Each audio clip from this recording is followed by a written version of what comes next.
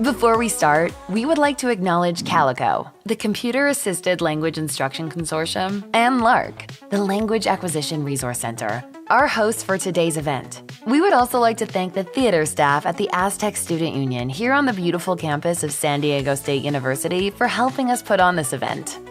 The LaunchPad is brought to you by the Language Flagship Technology Innovation Center at the University of Hawaii at Manoa, and CALICO. The Language Flagship is a national initiative to change the way Americans learn languages through a groundbreaking approach to language education.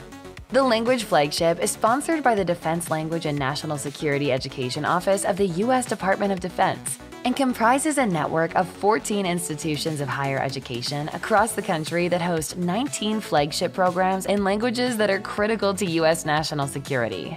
Students who graduate from the Language Flagship programs achieve a professional level of proficiency in the language they study.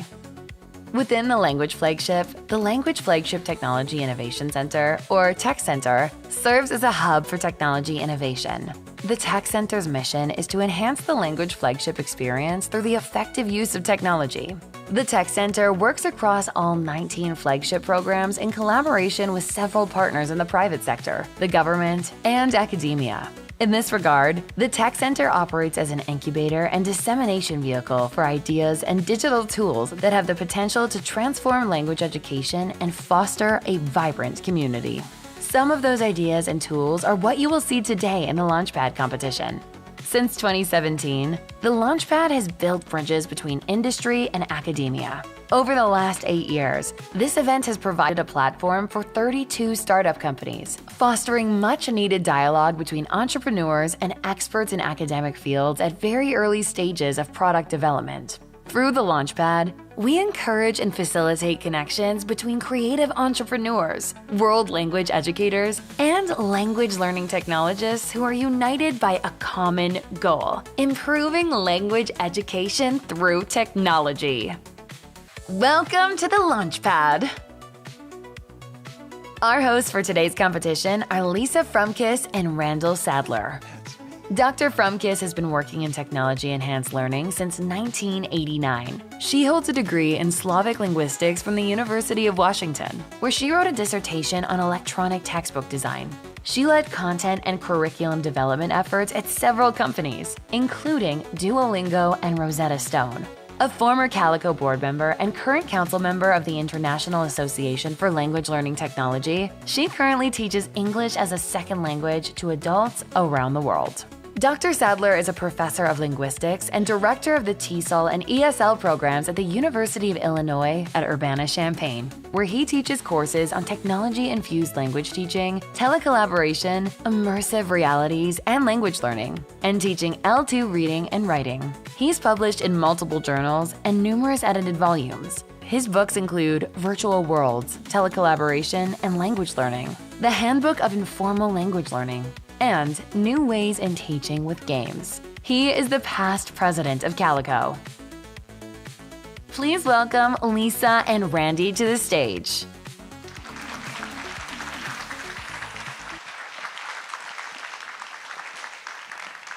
Welcome, welcome. They forgot to say, and a giant nerd. I asked them to say that.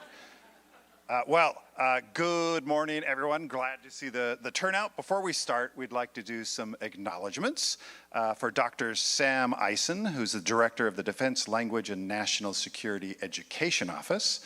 Also, Ms. Chelsea Seifer, who's the director of programs at the Defense Language and National Security Education Office.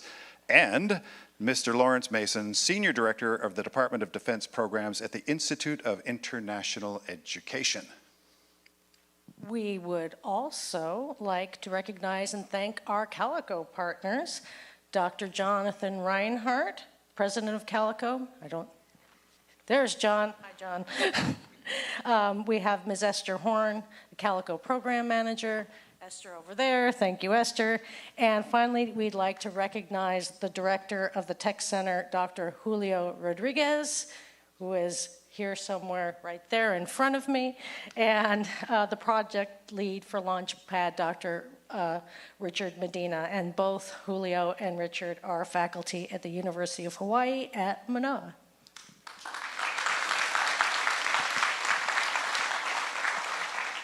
I realized if I stand down here, we're almost the same height. So today, three entrepreneurs will present technology products to you and to our panel of judges. In order to qualify for LaunchPad, the three finalists you'll hear from today have already been through a rigorous application and selection process. The Tech Center's faculty committee made their selections after conducting criteria-based interviews. And through these interviews, the Tech Center learned more about the potential for these companies and their products, as well as their vision of where their product would be 3 years from now. During the event, you'll also hear the entrepreneurs' answers to the questions posed by the LaunchPad judges. Today's panel of judges represent a wide range of professionals, they're all down here, with interests and expertise in language education, technology, and entrepreneurship. Now, let me explain how the judges will determine the winner. The judges have already accessed the products and looked at them a lot, I'm sure, that you're going to see today. And they have evaluated these products using the rubric that was created by the Tech Center. Rubric focuses on aspects such as functionality, innovativeness, and user experience. Today, the judges will use a different rubric. This one focuses on the pitches that you're going to hear from each entrepreneur. After the pitches are done, the judges will combine the scores of the first rubric with the scores of today's rubric, and that will help to determine the LaunchPad winner. But that is not all, because as an audience, you will also have the opportunity to decide on a winner. And that might well be different from the winner that the judges choose, the LaunchPad winner. So we call this award chosen by you the People's Choice Award, and it's based primarily on which product impresses you, our audience, the most. So stay tuned to participate in the People's Choice polling. That's going to happen towards the end of the event, and we'll give you more information about how to access the poll when the moment it arrives. We welcome our online viewers out there to participate in the audience poll as well. So we've prepared a short video to introduce you to all of today's competitors and judges. The judges for today's competition represent perspectives from computer-assisted language learning centers, entrepreneurship, and the language flagship experience. Jacques Shirashi is the Director of Student Entrepreneurship in the Office of Innovation and Commercialization at the University of California, San Diego. Betty Rose Facer is Master Lecturer of French and Director of the Language Learning Center at Old Dominion University. Deanna Terzian is President and Chief Executive Officer of TutorWorks and a 2023 LaunchPad finalist, where she showcased the Mage Dual Language Learning video game. Dr. Joyce Wu is Associate Professor of Chinese and the Director of the Chinese Language Flagship Program at the University of Rhode Island.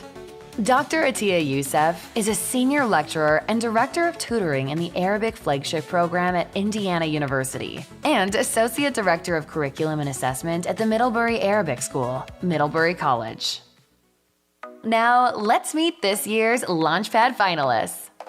Jonathan Becker is the Chief Executive Officer of Ludwan. Ludwan is an AI-powered learning platform that delivers personalized content and feedback for students while automating time-consuming tasks for teachers. It enhances interaction, critical thinking, and creativity through flexible, accessible engagement.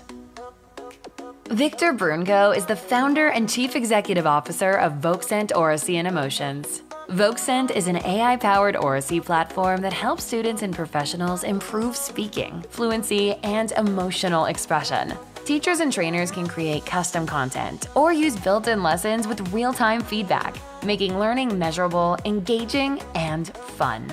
Mengting Ho is the founder of the Mimir.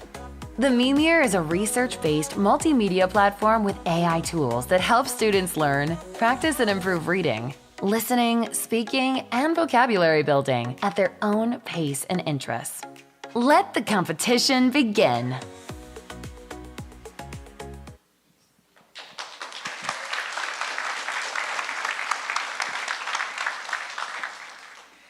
Now I'd like the judges to rise briefly and be recognized. Please stand up, guys. Oh, you got to get your stuff off your laps. Here they are.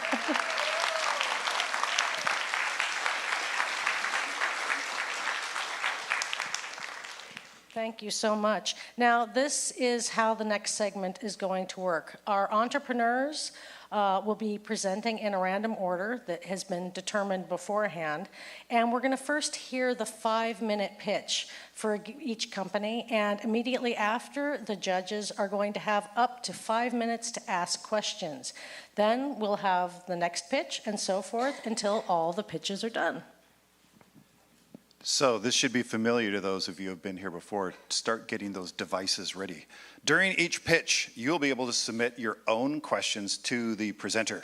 Audience questions will be addressed later, so don't just shout them out, while the judges are deciding on a winner. To send us your questions, please use the website address you see on the screen.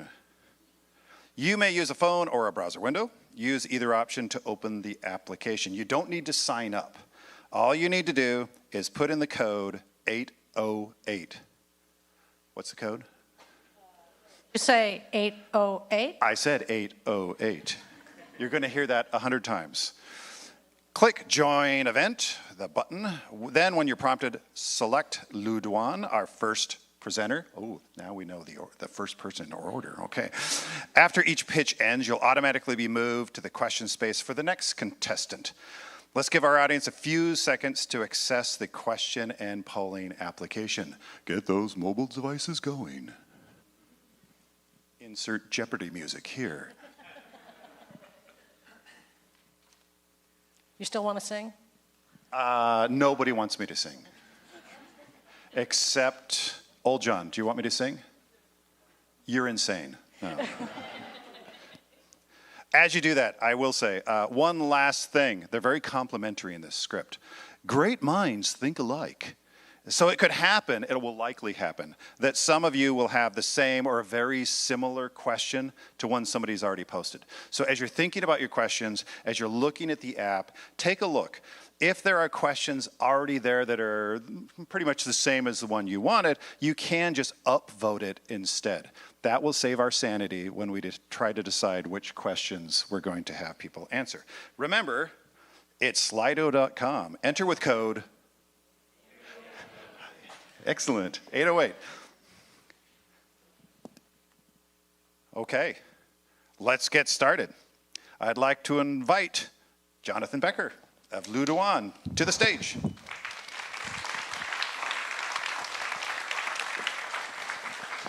They have one more reminder in here that is unnecessary. We're gathering these questions. Slido.com, enter code 808. Online viewers, you can do it as well. It's all yours. Hello everyone, my name is Jonathan Becker. Today I'm going to be talking about my company Ludwan. I started it in 2023 with my co-founder Feng Xiao. Our name was inspired by a Chinese mythical creature, and it began as an award-winning hackathon project at the 5 Claremont colleges. Can you hear me all right? I already finished reading everything. Okay, you can also see the characters that we use next to Ludwan. It's actually a pretty rare word, pretty rare character. Okay, moving on to our values. So we have two main issues that we're trying to address. The first is individual differences, and the second is educational equity. So within that, we're trying to make a platform that's adaptive and personalized. Within educational equity, we want to be cost effective. We want to create a platform that teachers across the country and across the world can afford and implement into their classrooms. Our vision has to do with the LAT model, learner, AI, and teacher, where the AI is taking 80% of the time-consuming tasks that have very little value, while teachers can focus on the 20% that actually makes a difference, like making interpersonal connections, helping students understand cultural context, and so on. And students can also use the AI in their own time.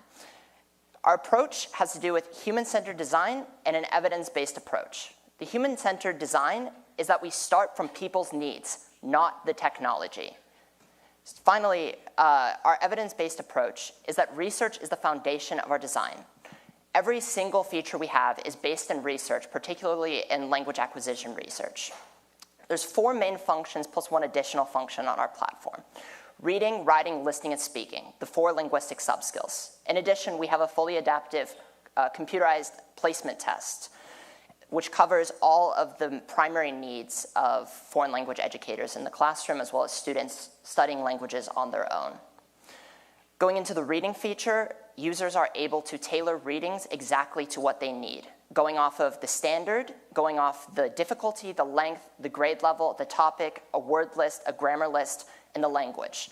This means that students and educators alike are able to tailor the reading to exactly what they need at that particular level of the language that they're learning. Our writing mode has to do with students interacting with the AI to improve their writing. So instead of the AI simply correcting their writing, it phrases the corrections as multiple choice questions where the students have to actually consider the correct way to improve their essay, which puts the students in a position where they have to work with the AI to think critically about how they can improve. Our listening is similar to the reading in that you can generate it exactly tailored to your needs, but as you can see at the bottom, you have a listening bar where you can listen and speed up the audio or slow it down based on your needs. You can also listen sentence by sentence, which allows students to slowly improve their listening comprehension abilities and allows us to meet them exactly where they are. Speaking, we have a basic speaking mode and we have a role-playing mode. The role-playing mode is really inspired by pragmatic research about how students should practice different scenarios. For example, culturally specific scenarios. So they can create the exact scenario that they want to practice, or an educator can assign it to them so that they can practice talking to the chatbot, either with their voice, with typing, etc. Our placement test is an adaptive placement test where teachers can update a corpus of questions that it then selects from. And using an algorithm, it makes a recommendation about the particular level that a student should take within a curriculum. So this is tailored to the exact school, the exact curriculum, the exact textbooks.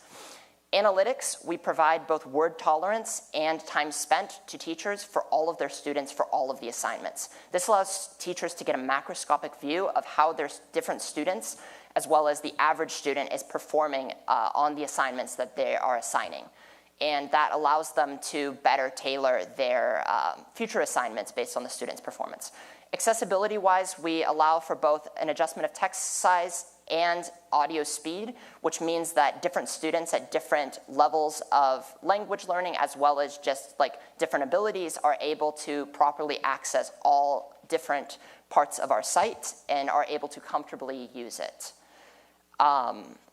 Ethical and responsible use of AI is something really important to us because a lot of platforms don't think about this, but key to our platform is that you cannot use it to cheat. So this is directly baked into it. If students try to, for instance, get the chatbot to help them cheat with homework, it pops up this reminder to directly explain to them that this is for brainstorming ideas, working through language. It's not designed to do your homework for you. This is something important to our educators. In addition, all of our features are based in SLA research. You can see here a table comparing different papers that we've read in designing these features.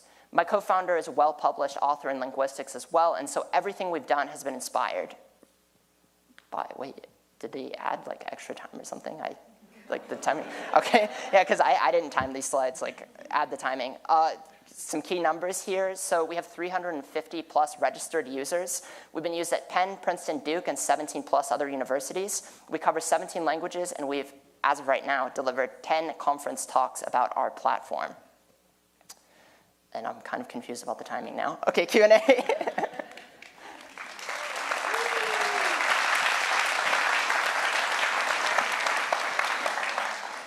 So the judges now have 5 minutes to pose direct questions to you, Jonathan, but let's start with a question from Betty Rose Facer. Thanks, Jonathan, for the presentation.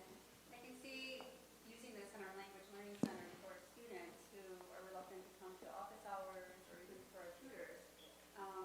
With that, I was really intrigued with the Google Assistant. And so I'm wondering, when students are typing or speaking and providing personal information as well, what happens with, how do we keep that identifiable information personal? How are we protecting that? Absolutely, that's a great question. It's one we've thought a lot about because we have students ranging from first graders to 12th graders. So this is something really important. We only collect the email address that you choose to sign up with. We don't collect or save or cache any information that students put in. In addition, all of our content goes through a 3-stage filtration system to make sure that no inappropriate content is being presented. That's another thing kind of in the same vein of keeping appropriate information flowing to the students and not collecting anything that's coming out from the students. Thank you. Thank you.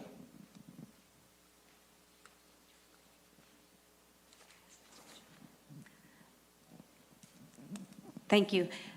My question is, how do you ensure that the AI-powered article creation, for example, how do you ensure that that is acting with fidelity? Totally.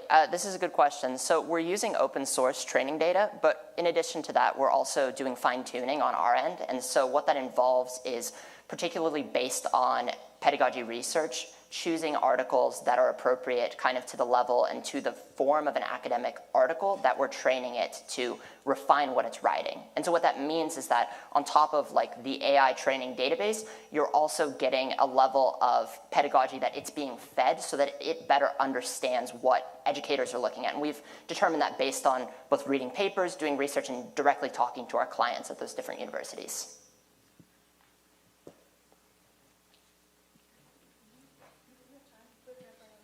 Thank you for your presentation. Just I wonder about the generating for the reading that there is no like features or option to edit, because if they generate something wrong with like grammatical aspects or something, teachers or instructors cannot like release it or launch it with this like errors. They can edit it. So if you're assigning to your class, you have full control over the article as well as the quiz that you've joined. That's for the assignment view. So what I was showing here is generating the article itself. If you're assigning to a class, you have full control to edit. You can, as a student or teacher, regenerate. If, for instance, you're not happy, you can make it harder, make it easier. I wish I had more than 5 minutes because we have a lot of features.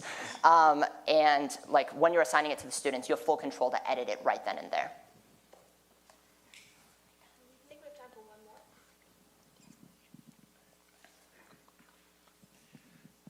Well, thank you, Jonathan, for your presentation. Curious about the monetization. How are you going to monetize these solutions? What's your plan there? Yeah, it's a great question. So we've already been doing a paid beta test with all of these universities, including feedback. Duke, Carnegie Mellon, Princeton, Penn. All of our educators that are participating in our beta test are paying. So we've currently just been charging a small fee because it's a beta test and we're doing a lot of work on it. But in the future, it's completely selling to kind of pricing on the educator level. So you buy a license, or your school buys a license for you as an educator, and you get it for all of your classes, which so far that's worked pretty well because it's easier for the educators to then pitch to their schools and say, I want to get this tool for my classes, and we don't impose any limits on you after that. All of your students get unlimited access. All right. Thank you.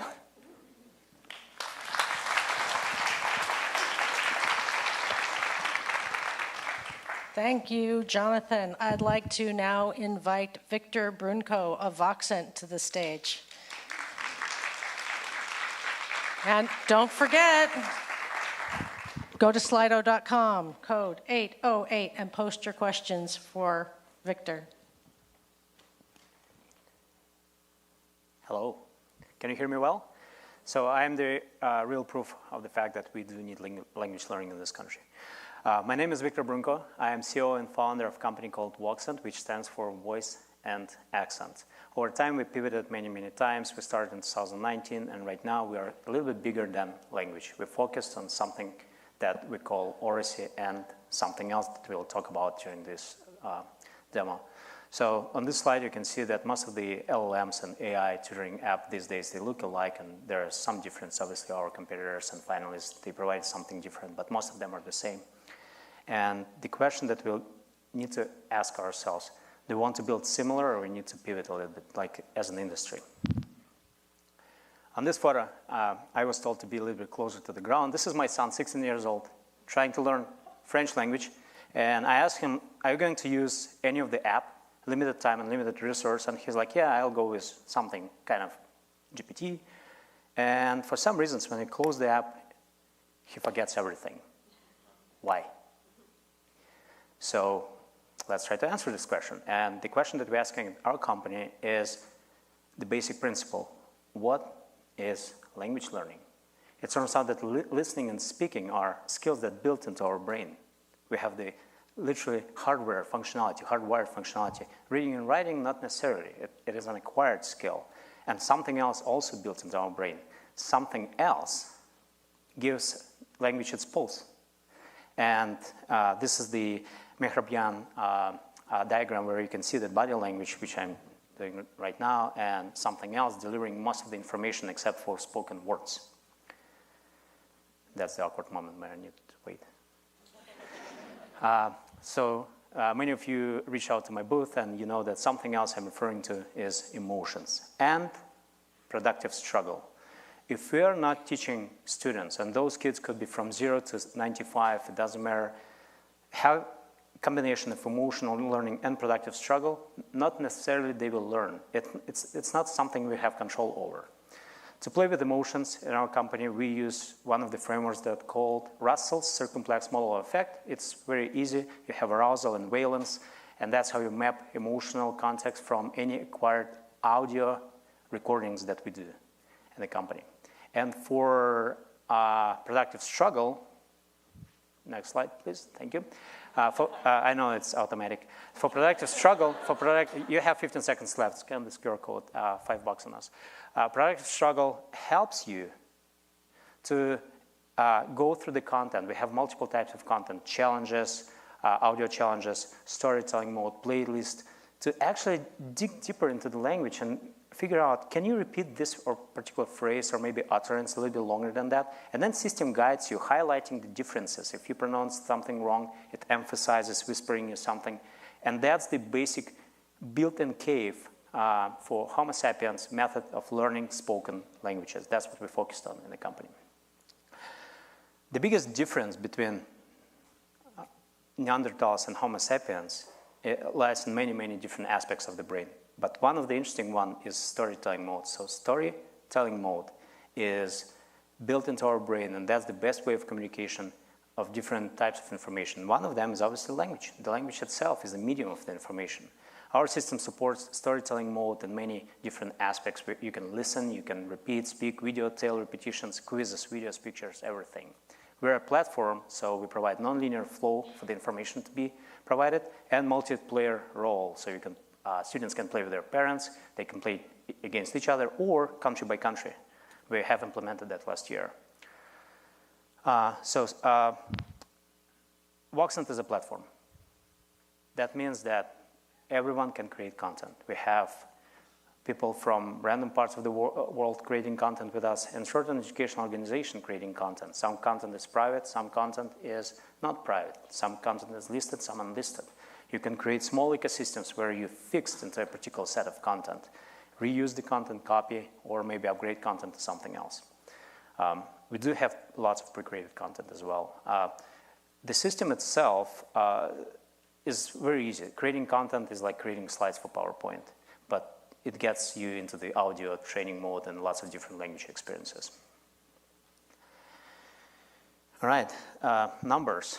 We are proud of different numbers, and I don't want to even try reading all these numbers, but the most important one I want to focus on, I'm a cat owner, and I have 3 kids, and I'm telling you that cat's brain consumes 7 watts, human brain consumes 20 watts. Our system during the processing consumes a little bit less. Imagine if any other LLM or AI, quote-unquote AI-based system wins the contest and 8 billion people are using AI, maybe watt-wise that's a little bit different. But the biggest benefit and biggest achievement that our team want to share about is how we progressed people from being into anger and boredom mode, can you hear me, to the joy and contempt mode. So we can talk about this during the Q&A session, I guess. Thank you for coming, and I'm very glad that I was invited. Thank you.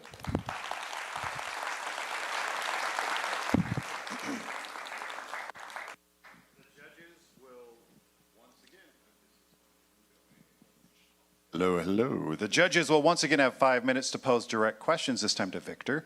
We're going to start momentarily with a question from Deanna Terzian after you and I switch microphones, because otherwise there's going to be a technical problem. Okay, thank you. Thank you, Victor. Thank you. So I noticed on your website that you have several different customer segments that you are targeting. Who is your primary customer and why? School districts, universities.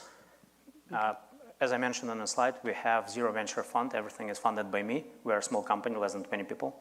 And we are getting to the monetization phase right now. So B2C, which every single one of you is free for use today, we're focusing on a little bit bigger contracts right now. For example, we have a few contracts with 3 African countries, Gambia, Uganda, Kenya. And we did cover the rest of the world, now coming back to the United States with interesting proposals. Competition is tough, trying to achieve that. Thank you for the question, Anna. Thank you, Victor, for your presentation and your project.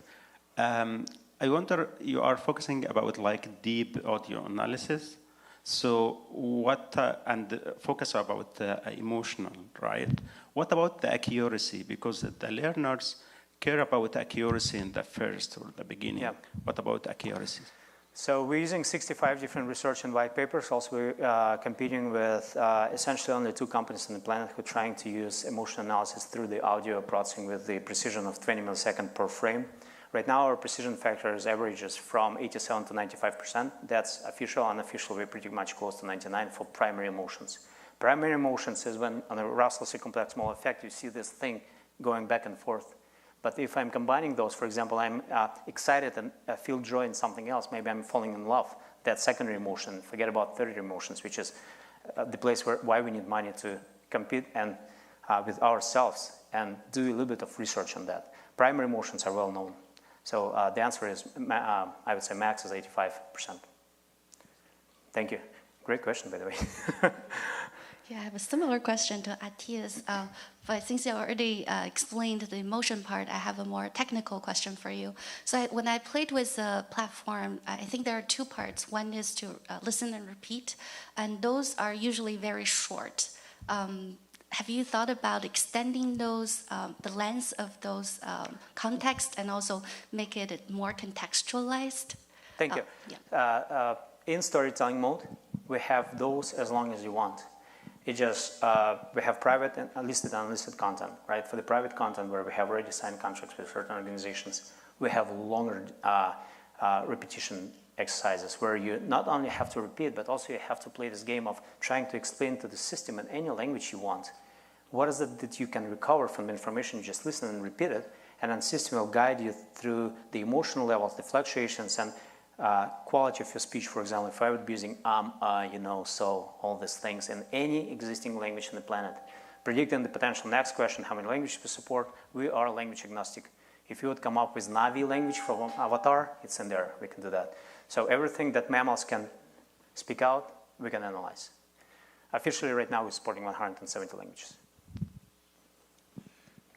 Thank you, Victor. I have a question. So in regards to, you have raised no VC funds so far and doing a pretty amazing job in getting that scale, but how much funding would you need to scale? You know, it sounds like you want to scale internationally or globally. How much money would you need, and how would you use the funds? Yeah, you're giving goosebumps. We don't need funding. We need customers. Because, I mean, funding itself is, it's not my first company. We know how to play this game. We want to sign contracts where we'll start getting some benefits, not necessarily financial benefits. I don't have any other job. Any person in our company works with me since my previous startups, since 2007. So customers is the best funding that we can get. Thank you. That's back to you. Thank you very much. Well, all 3 of the participants asked Lisa and I before we started, what's the order? What order are we going to be in? Now they know. Because I'd like to invite Mong Ting Ho of... Who's next? Who's next? Oh, that's the mystery, isn't it?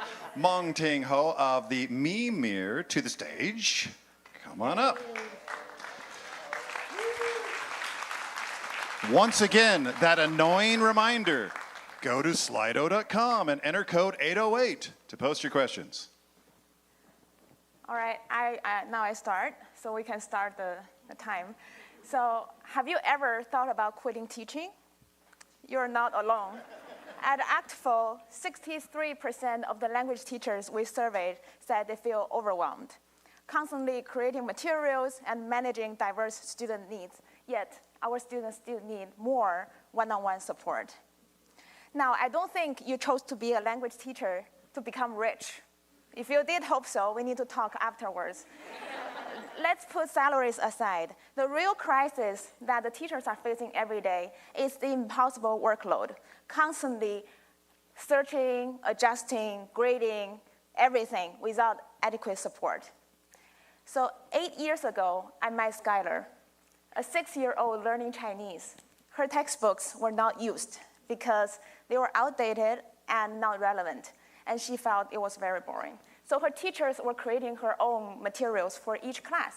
And her parents hired me because each student is learning at a different pace. The day we met, she jumped into my lap and she called me mom.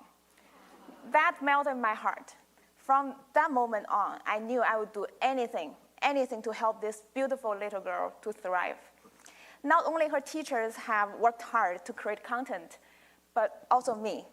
So I found videos online with real-life scenarios that can get her immersed into that situation, and then I created text materials for her, and with the keywords, vocabulary, and grammar. Then I tailored the speaking activities to practice and internalize everything she had learned. The result was incredible. A few years later, she represented her class at graduation and gave a speech in Chinese in front of everyone. And later, she got a scholarship from one of the US top private schools. So because of her outstanding multilingual ability, the personalized approach really worked. And you might be thinking, yes, Skylar had a tutor and that was great, but not everyone has it. And even with a tutor, her teachers were still overworked. So what is the solution?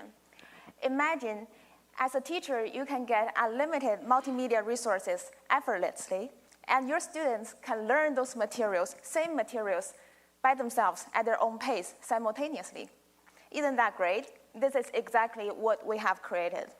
At the Mimir, you can stop stressing about lesson preparation, but you can get unlimited multimedia resources covering all levels and also all the engaging topics, and with the tools that help students to do independent learning. So 24/7, they have a tutor there, and then the teachers know that they're learning the same thing. From watching to reading to speaking, we help students engage, learn, and practice, and transform naturally from memorization to conversation. Imagine you are teaching cheerleading in Spanish. Instead of the dry textbooks, you can find the videos on YouTube and convert that into a learning material. So you are watching, like your students are watching a kid in Spain talking about cheerleading, and then the students can save their own vocabulary in their personal notebook. Then they can practice that vocabulary with the flip card. They can also save sentence anytime, they can change the speed, they can jump, or they can practice watching at home.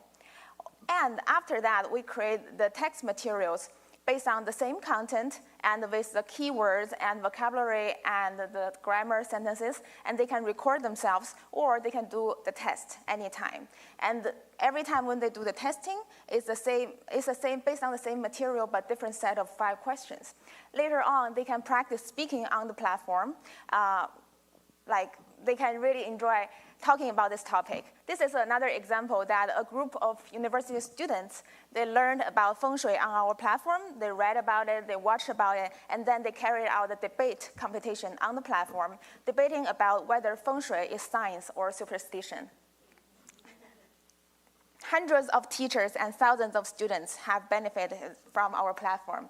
And the secret is that we tackle the invisible challenge, and also we blend the technology seamlessly with students' ability and their interests.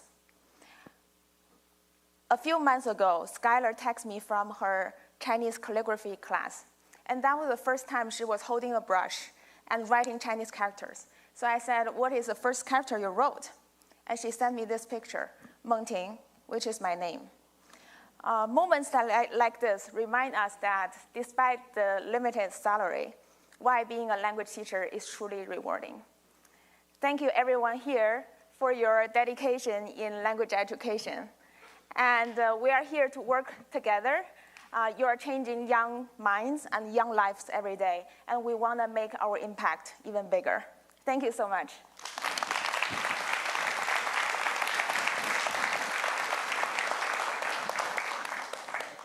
So the judges now have a few minutes to pose questions to Mengting, and let's start out with Jacques Shirazi. So, great presentation. Thank you. I do have a question. So what challenges have you faced in developing your tool? What are some of the challenges you had in creating this tool? Great question. The challenges we had was actually not the technology part, but the content part. For example, like originally the traditional way of teaching is from the textbook to real life. And now we need to try to flip this model that we first find a real life application from the YouTube. And then, for example, the teachers were requesting us to find more things about soccer or find more things about Black History Month, or like there are students who go to a medical situation, they don't know how to handle it. So actually, we come from the real life situation, then we create the content backwards and help them to learn. And also the other challenge is that no matter how good your technology is, the motivation to speak is number one thing. So how you motivate students to really want to talk is the challenge, but we help, that's why we created the debate competition, because like personally me, the time when I want to speak English is when I'm trying to argue with people. So when you disagree, like for instance, we just had a class in Anaheim, and the kids were talking about the gender roles. And then when they were talking about gender role, like very passively, but until there was a boy saying, I think now men and women are equal, then the girl said no. Then they started to argue with each other. And that motivation really made them internalize everything they were learning about gender role. So yeah, thank you. Thank you so much, Mengting. So my question again is based on your website. I noticed in the Kickstart part, you actually have a very good summary for beginning learners. And it ends at lesson 8 or 9, I think. Do you have any plan to expand that? And how would you encourage teachers to incorporate those content while using your platform? Thank you so much. Yeah, that's a great question. I didn't cover that in the presentation. We had a Kickstart page, and the reason why we had a Kickstart is really for absolute beginners to learn this language. However, like watch, read, and speak is not from 0 to 1, but from 1 to 100. And as you know, like when you pass that entry level, like the students' level and pace really diverse dramatically. But the Kickstart is really for the beginners. And we designed that in a very concise and simple way. And now, like after Chinese and Spanish, we're gonna expand into French, Japanese, and other language later on. But in 2 months, we're launching the EL program. EL is for, it's the newcomers learning English. And then the way teachers are incorporating that is because in each class, most students, they can keep up with the classwork, but there's always some students, they lack the foundation, the solid foundation. And that's the moment when the teacher tells the students, you can go through the Kickstart page. And then it's like a building block, it's like a Lego. So really, they can easily pick up the foundation and keep going from there. Thank you. Thank you so much for your presentation, Mengting. My question is, on your website, it says that you had a comprehensive reporting system to track student progress. Can you expand on that a little bit? Yes, so we believe that language learning is different from math. When you figure out the logic and you know you're good to go. We believe that language is really about how much time you actively engage in that language and from different angles. So we do track students' progress based on how many activities they have been doing and how long, like how much time they are spending on the platform. So those are all tracked by our system. And then usually the teachers and school districts, they would like to know like if they are making progress. Yeah, thank you. Thank you. Thank you.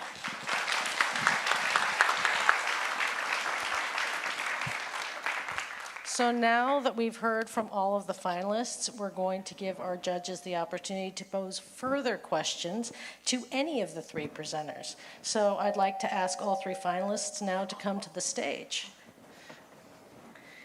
And we're going to start our questions with you, Joyce. Okay, get the magic wand for the first round of questions. Well, I think I have a similar question to all of you. I'll start with Lu Duan, Jonathan.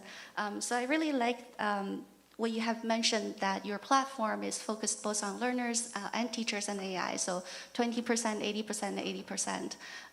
And also your presentation is also very organized in terms of listening, speaking, reading, and writing, and all the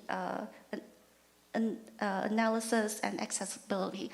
So from a teacher's point of view, how much time can we save with your platform? And how would you make our school adopt your platform, if you could answer this really briefly? Of course. I mean, we don't have a whiteboard, so I can't do the calculations here, but for how much time. But just like to give you a concrete example of something that our teachers have told us saves a bunch of time, PowerPoint generation. So you highlight words in the reading mode. You can highlight any word, get a definition, get pinyin for Chinese or any relevant romanization, and generate slides that give a definition, the romanization, 2 example sentences. So teachers might be spending like 5 hours on that, right? Making slides is terrible. I hate making slides. But this gives you the first draft of those slides so that you can tweak it based on your particular curriculum. So take that and multiply it across all of our different features, and that's kind of the number you would get for how much time. As far as how to pitch to schools, good question. If you have the perfect answer, tell me, because I've pitched to a lot of schools. But schools that have paid for our product, really I think the thing that sells them on it is that this is not just hyping based on technology. This is based on talking to teachers and looking at research and doing research so that we can make a platform that actually addresses these teachers' particular needs. We'd like to take a second question now, and from you, Atiya. And judges, after Atiya's question has been answered, just raise your hand or take the mic, and then you will have the floor. And remember, audience, you have your questions you can ask too through Slido, so you can just choose the company and then send your question. But Atiya, please. Thank you so much for all amazing presentation. I think the mic might be off, yeah. Is the mic off, maybe? No. Yeah. Oh. Thank you so much for all your amazing presentation, and it's very good projects. I noted that you focused to try to help teachers and tutors and learners as well. One of the very important aspects for the learners and for the teachers as well about the feedback, that your feedback is supposed to be, assuming to be immediately feedback. That again, about the editing for the feedback for the teacher, is it available option that teachers can have their own touch on this feedback? Is that to me or to anyone? Okay. Or all. Okay, yeah, I mean, I can answer quickly and then pass it off to them. Yeah, so I mean, feedback-wise, we have automated feedback that happens based on your performance, and the teacher can see how you performed on different assignments. Then our platform gives you specific targeted feedback. For instance, if you made a grammar mistake, it would give you an explanation of why it's incorrect. And the idea here is that that kind of ties into the 80-20 model too. Because a lot of times, it literally might be as simple as you use the imperfect instead of the preterite, right? In which case I go, damn, that's hard, right? But then those questions that are really more culturally contextual, those kinds of things, that's where the teacher then communicates with the students based on seeing the mistakes they made.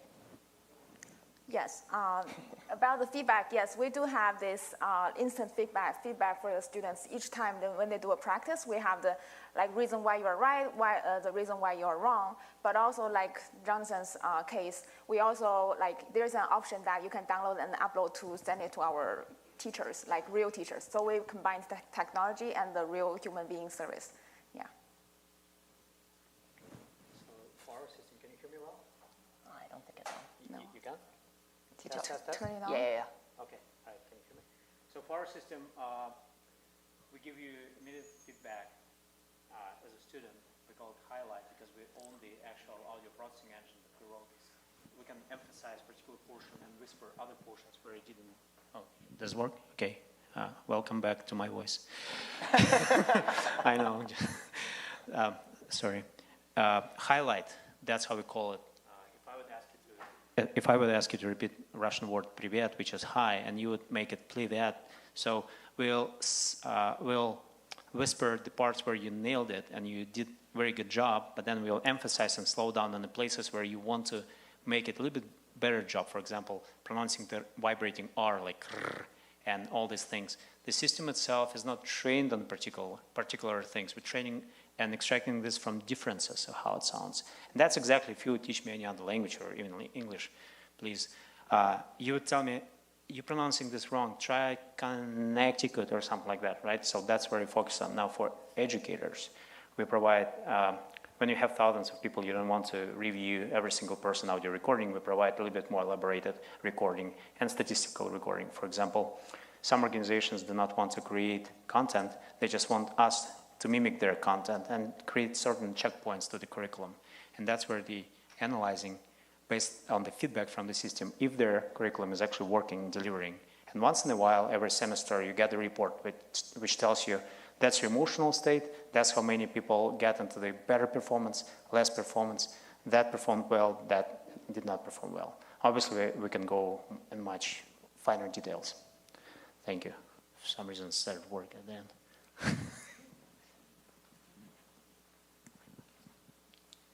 Okay, I have a question for all three folks up there.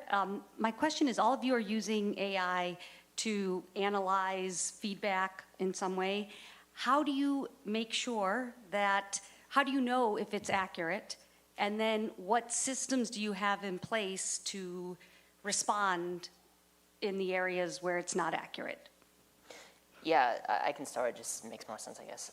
Yeah, absolutely. This is a great question. It's a question everybody has. I'd say the way that we kind of deal with this is really stemming from research and stemming from academia. And by that, I mean that we've extensively tested all of our functions with multiple different teachers. And so with any AI product, you cannot be 100% sure. But what you can be sure of is the type of testing you've done and the sort of fine-tuning and the sort of prompts that you do on top of it, right?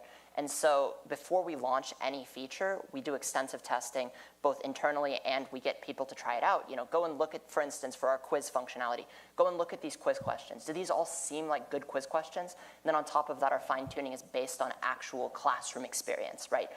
Take these tests and, you know, make it look like this test, format-wise, the way you phrase it, et cetera. You know, all of that adds a level of credibility that just a raw large language model by itself cannot provide. Yeah, thank you. Great question. And actually, we do similar things. Number one, we do fine-tuning all the time. Like almost every single week, we do fine-tuning. And we always ask the teachers, did you find anything that's not accurate based on like the quiz they had? So number one, we have the quiz using AI technology. Number two, like our watch function. In the watch, the videos, and you see that we also generate the captions and translation and vocabulary, and all those videos are vetted before they show up on the platform. So even if everything is customizable, the teacher or student can upload any video anytime, but we need to vet to make sure it is age appropriate, content appropriate, and also the technology is also like, we cannot change how accurate it is, but we can always improve it. And about the speaking, we do have AI for the speaking part, and however, like it's a suggestion. We're not asking students to follow the AI. Yeah, sorry. Yeah. Thank you, Diana. Thank you for the question. To answer? Okay, so we are not using AI. We are not considering ourselves an AI company. In fact, my personal understanding is that AI in 2025 does not exist. We do have large linguistic models, which we use for semantic comparison, lots of other things, but for audio processing, the way we fine-tune the algorithm is essentially implementing 60 plus different algorithms from Broca's area. That's what we do. It's not even machine learning, it's mathematics. Now, how do you know? We have huge audio corpuses, publicly available audio corpuses, not publicly available, and we have 170,000 audio recordings that we did take consent, and we're analyzing and comparing those. For LLMs, where we have to use them for semantic comparison, for example, we have around 5 million tokens that we're running through the system, analyzing CSAM, who knows what it is? That's the private content, bad content that you don't want to get in. It's a platform, so you have to take certain chances. For private organizations, we turn this off because sometimes people want to upload certain thing that looks different. Thank you.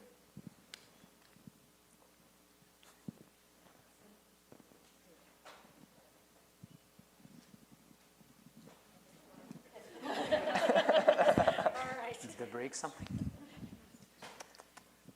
You're fine. It's complicated. Don't worry about it. So we would like to give our judges an opportunity to meet in private where they can make their final deliberations on the winner. So we're going to sequester them. And while that's happening, we'll have the audience Q&A. We'll see you judges later.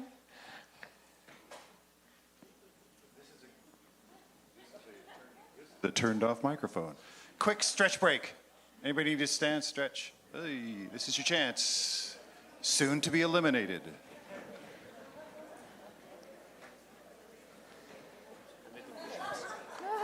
So as you stretch, I will tell you, now that our judges are deliberating in private, am I still coming? Yes, I am. I'm coming through. Now that our judges are deliberating in private, we will give enough stretching, I say. You had your chance. Did you turn off your... Chaos in the streets. You should turn it on. Now that the judges are out of here, we'd like to give you the opportunity to ask the presenters the questions that we're going to take that you put on Slido. After they have a chance to address your wonderful questions, we'll open the Slido poll for audience voting. So it's not open yet, but it will be soon. And Lisa and I will read off some of the questions.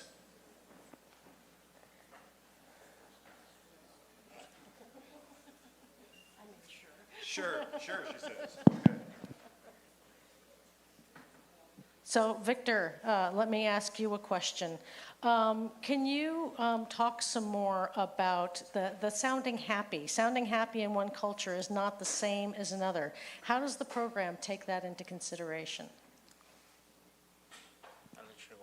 I literally want to talk offline with this person after that. Very good question. It turns out that whoever asked this question, if you're a mammal, we all have the same vocal cord vibrations based on the hormonal levels. If even you would record dolphins and take a look if they're in pain or not in pain, dogs, other animals, human beings, they roughly within the same range. How do you know that? Imagine that you are in San Diego on the beach and there are a few people yelling and screaming in different languages that you never heard of, right? So that's exactly how you know that something happens, because your mammal brain, even though linguistically speaking you're different, hardware-wise we're all the same. That's why we know when it's bad, when it's good, and this is primary emotions. Now combinations of secondary and tertiary emotions obviously have certain cultural aspect, but again the fluctuations is less than 5%. I hope that answered the question. Yeah. Okay, great. Thank you. Welcome. So this is the Mimir question. I have it. The microphone went off again. So the question is, how are you creating or curating the materials, and how do you ensure quality and personalization?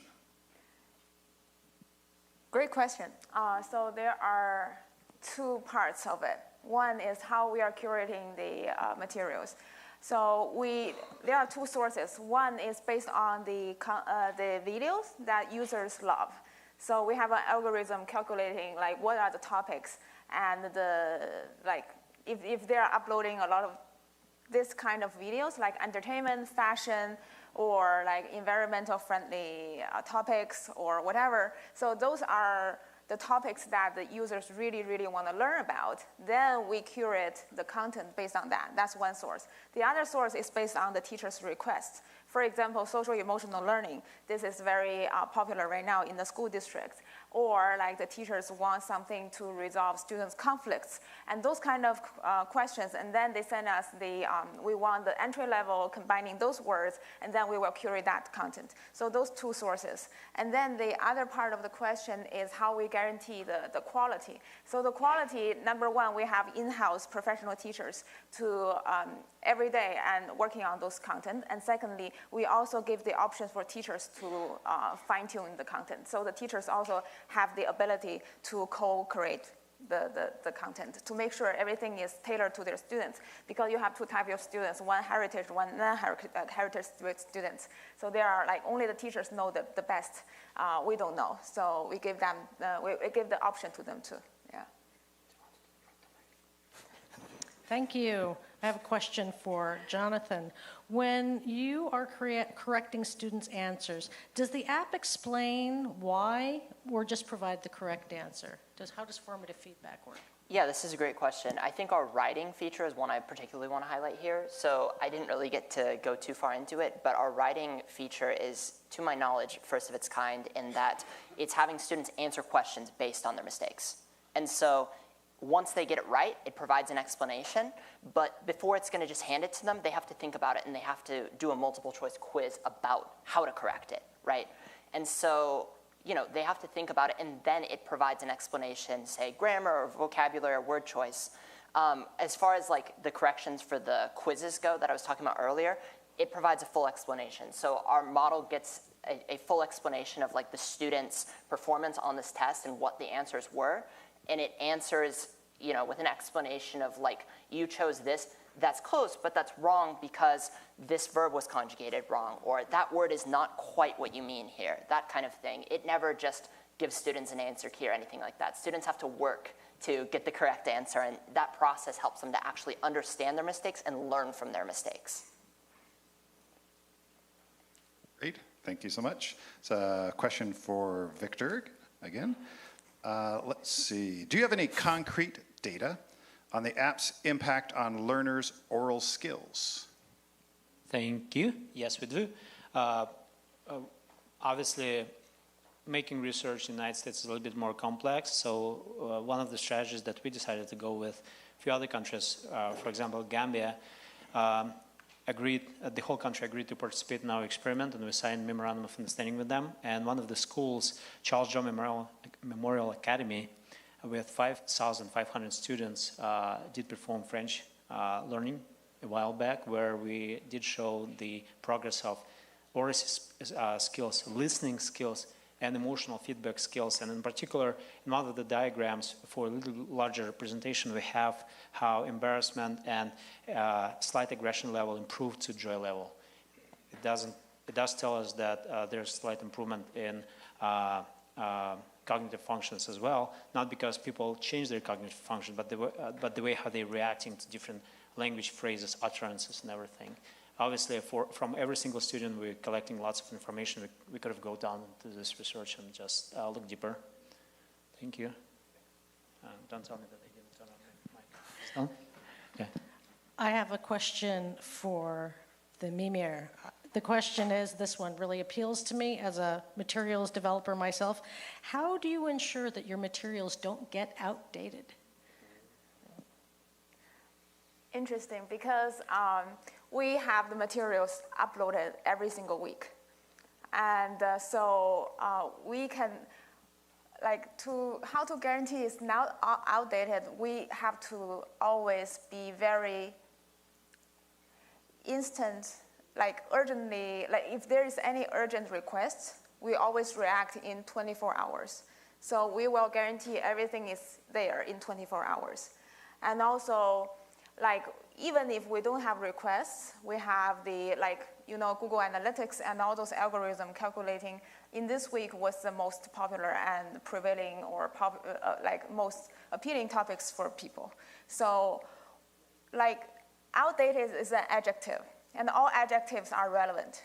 So what are we comparing that to? We're comparing that to our static textbooks. So we can guarantee that our content is updated because compared to the rest, we are very, very fast-paced and moving all the time. Yeah, thank you. Great. Thank you so much. I have a question I'm going to brutally ask all three of you. We'll start with Jonathan and just work your way across. Can your program, your app, generate content tailored to regional variations of language? Yes, this is a very spicy question. So yes, one of the things I didn't really get to highlight that I want to talk about is that oh, it's okay, I think they can hear me. Oh, okay. So you can use any pre-existing text in our platform and have all of those tools that I was talking about for it.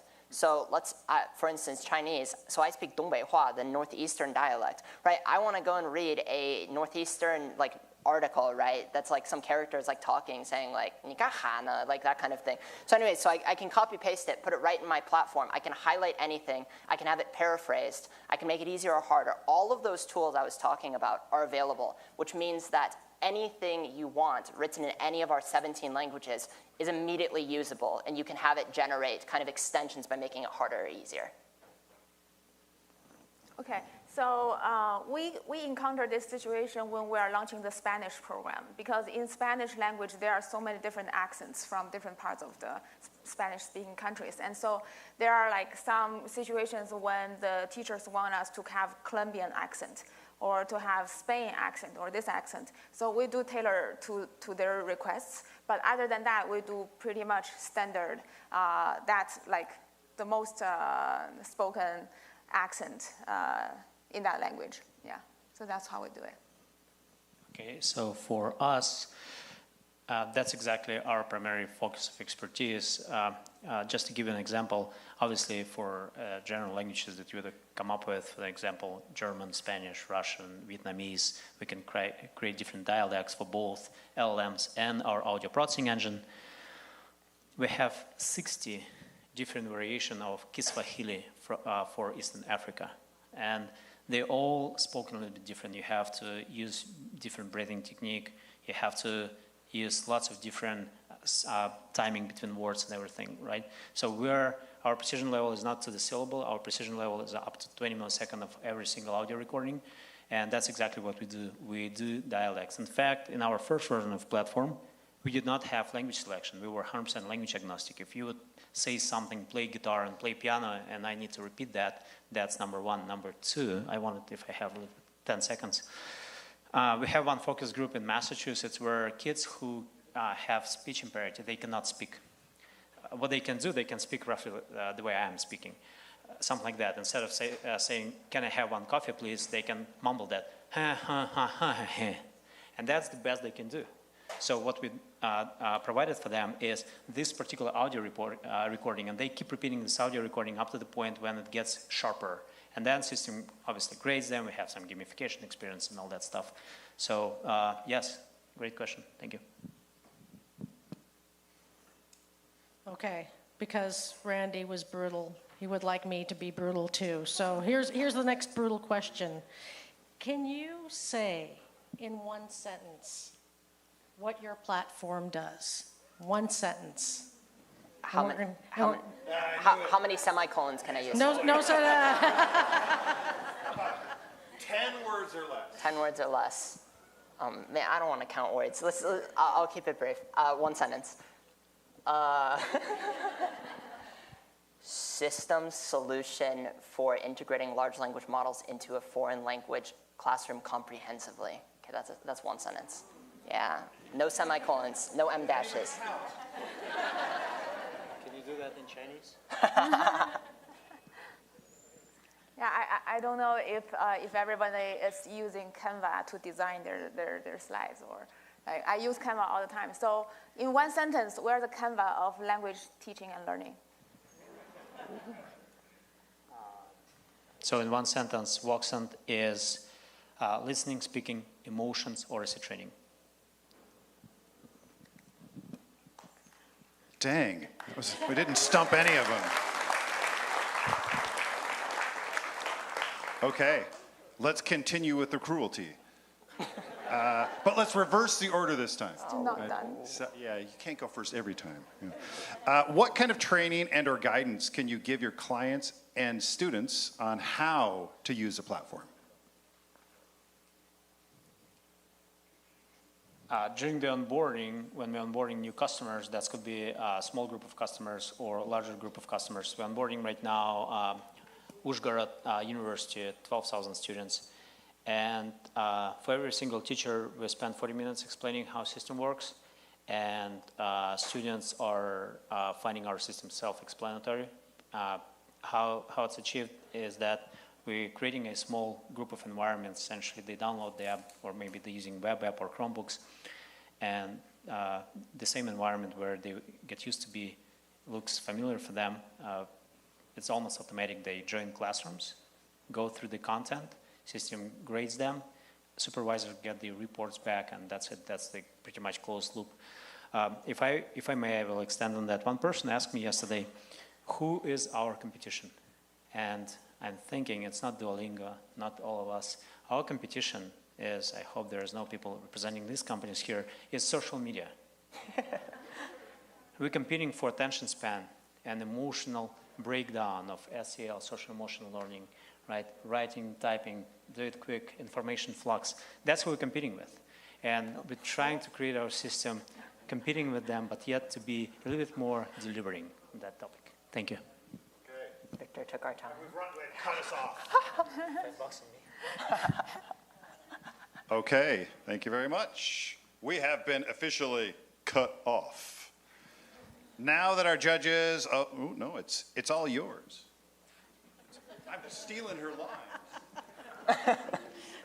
All right, so we now have our judges back, and now, audience, it is your turn. Your time has come. It's time to vote for the People's Choice Award. So if you already have the Slido Q&A app open, you can just go back there, and the poll should be active there now. Please tell me that the poll is active there now. Yes? Victory. All right. So otherwise, if you're not there already, please use the QR code on the screen or the link to access the poll, and enter the code number 808. So the Tech Center team is watching the votes come in, and they will let us know when the poll is closed. So the poll's only going to be open for a very short time, so get your vote in. Those of you watching us online, please also get your vote in. We want to hear from you. Hear the sound? Yeah. Oh. It's a bomb sound.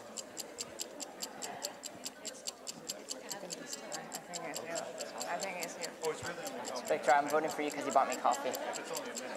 You can vote? Why not? Oh my God. Democracy.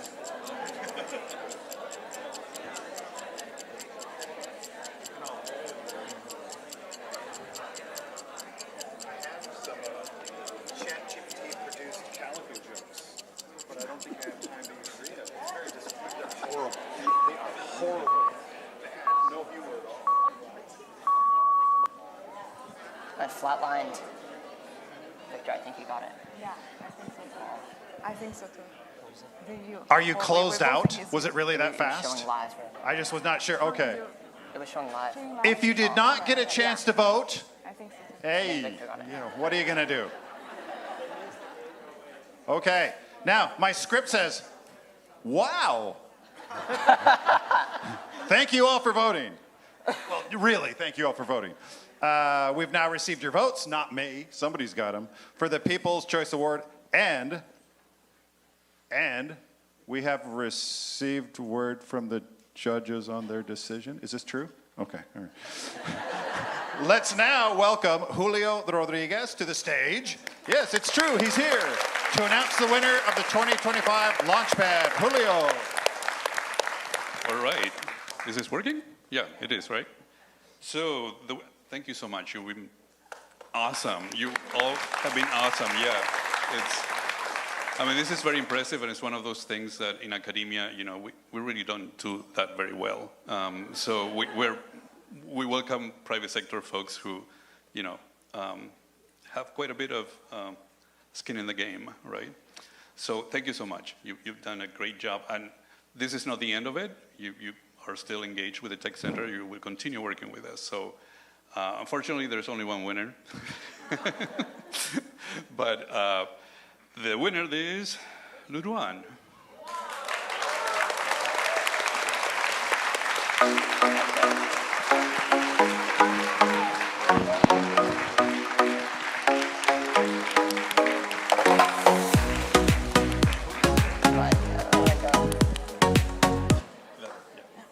Perfect. There we go. Thank you so much. Congratulations. Thank you.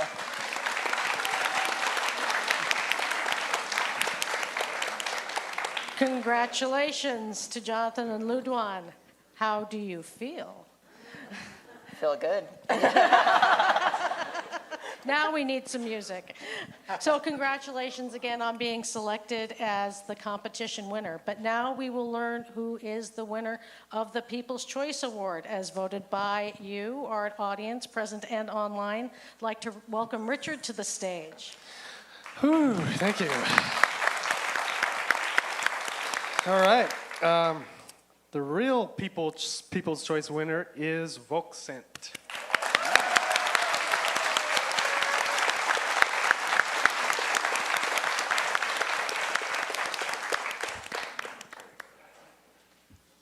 Thank you.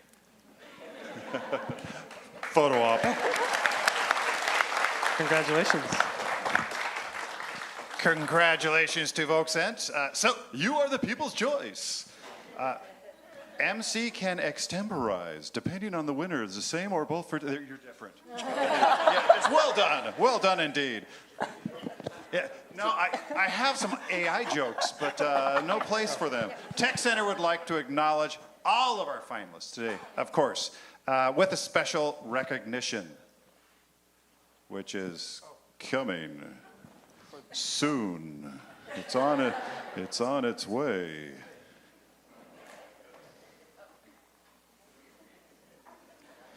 They are about to distribute a plaque.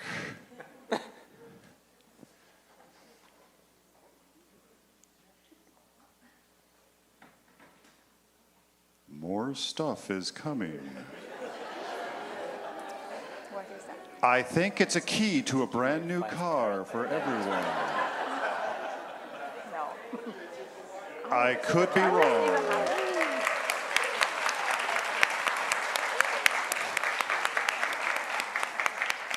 And it's the plaques as well, right?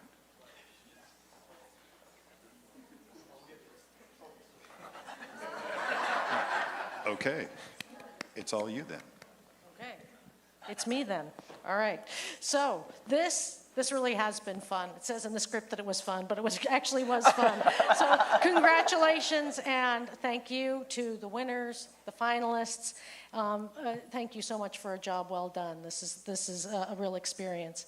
So the Tech Center would like to recognize all of today's finalists with a special reward for making this a great event. And we also would like, we're going to do this now? We're going to do this now. All right.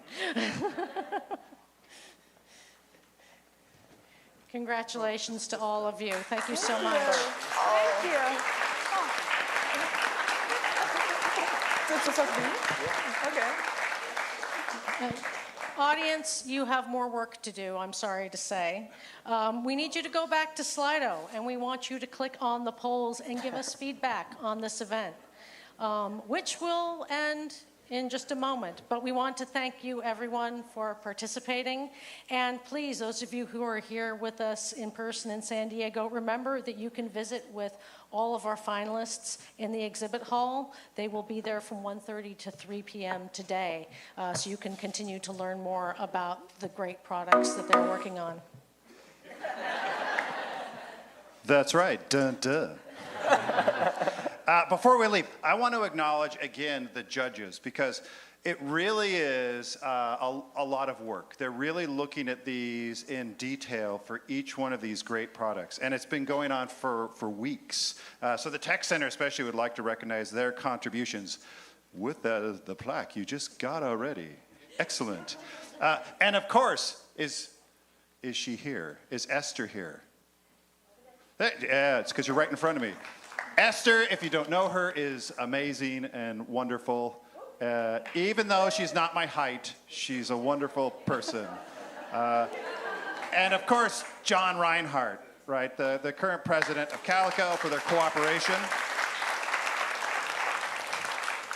And of course, the Tech Center team, because the Tech Center team are the ones who made this whole thing possible to begin with, and that's a lot of work. Again, please provide feedback on the event with that evaluation. No evaluation on my humor. It says, thank you all and see you next time, but I was told there's one more thing. Or is there more? Yes, no, we had two amazing MCs, so we wanted to recognize them. Thank you, Lisa and Rainey. Yeah. Thank you guys, you've been great. Thank you. and now, really the last thing. What's for lunch today? You're on your own. Oh man, where are you gonna eat? Who could you ask? The swarm of orange shirts outside the door. We're told they'll actually have a QR code you can scan that'll give you some tips for food options that are very close by.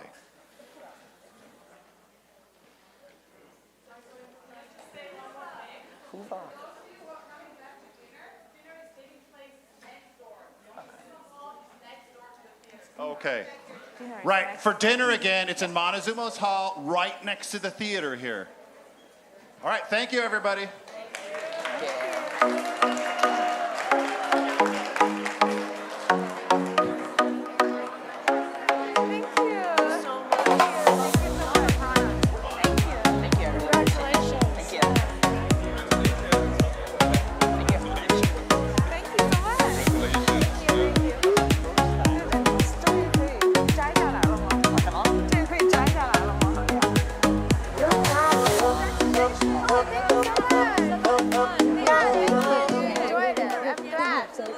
Great presentation.